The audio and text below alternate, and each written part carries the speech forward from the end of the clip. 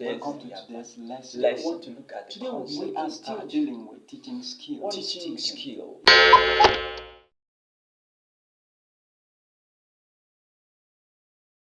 Hi everyone, welcome to today's lesson. We are still dealing with teaching skills. In my previous video, I talked about the skill of set induction.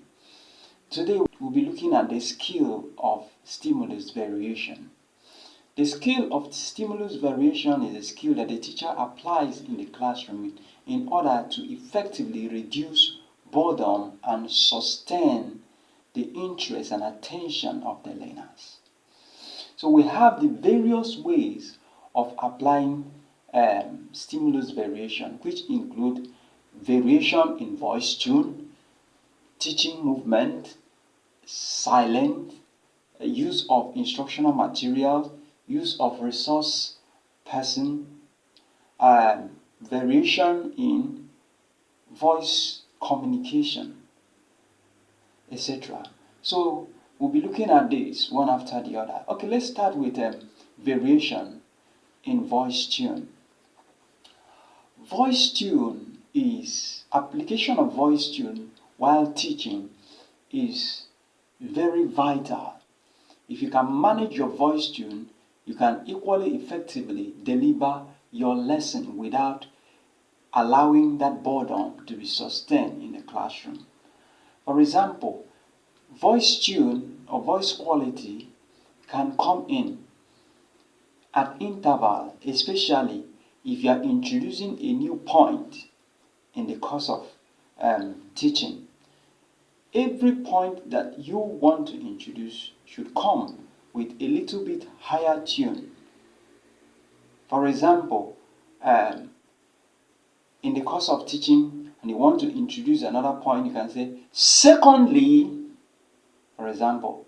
So a student that was carried away somehow can equally reconnect back because of that voice tune. Then another thing we want to look at is teaching movement.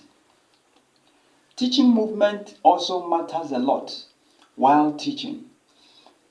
Sometimes a teacher might distract the student by creating some unnecessary movement.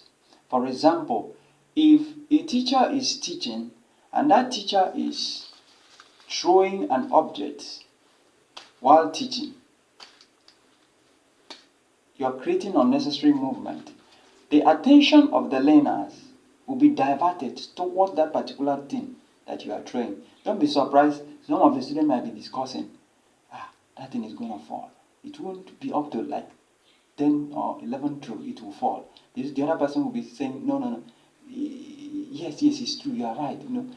They will be distracted a bit. Now, two, it is very wrong for a teacher to stand one place, just stand in front of the classroom and delivering his or her lesson without moving in and out of the classroom. You can move to the other extreme, come back. Doing this will make the students, some of them that wanted to sleep, when they know that you are coming closer, they will stand up again. It will help automatically to reduce that boredom in all the nooks and crannies of the classroom. So it is very wrong for a teacher to stand one place to teach. There are some students that while standing in front to teach, some of them are busy playing games at the back, especially in the class where we have large class. Some of them will be at the back playing games, doing unnecessary activities or performing unnecessary activities that distracts them from the lesson you are delivering. Okay, another way to applying stimulus variation is by applying silence at interval. There are times when you are teaching, you discover that some particular part in the classroom is noisy or is becoming noisy. All you need to do is for you to keep silent once you keep silent, the students or the learners will be wondering what could make the teacher to be silent. Before you know it, you will see practically, you see some of them saying, keep quiet, keep quiet. See, sir, our madam is looking at you. Keep quiet, keep quiet. They will connect back, or they will reconnect to the lesson. Another way to applying stimulus variation is the use of instructional material. At intervals, you can equally allow the student to touch the instructional material. In each of the examples you give, you allow the students to see this example, you pass it round for them to see. Remember that our aim is to reduce boredom in the classroom, because if these activities doesn't come in, the lesson becomes very bored.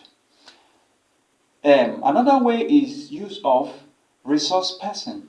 It is not bad for you to introduce another resource person to come in to, while teaching, to come in to maybe expatiate more on a particular point. Maybe that person might, that particular topic or that particular illustration or example might be his area of specialization. So there is nothing wrong for you to allow this person to come in and throw more light on that particular point and still go out. Then another way is variation in mode of communication. Variation in mode of communication. In this particular topic, I will be creating another particular lesson on this particular topic, communication skill.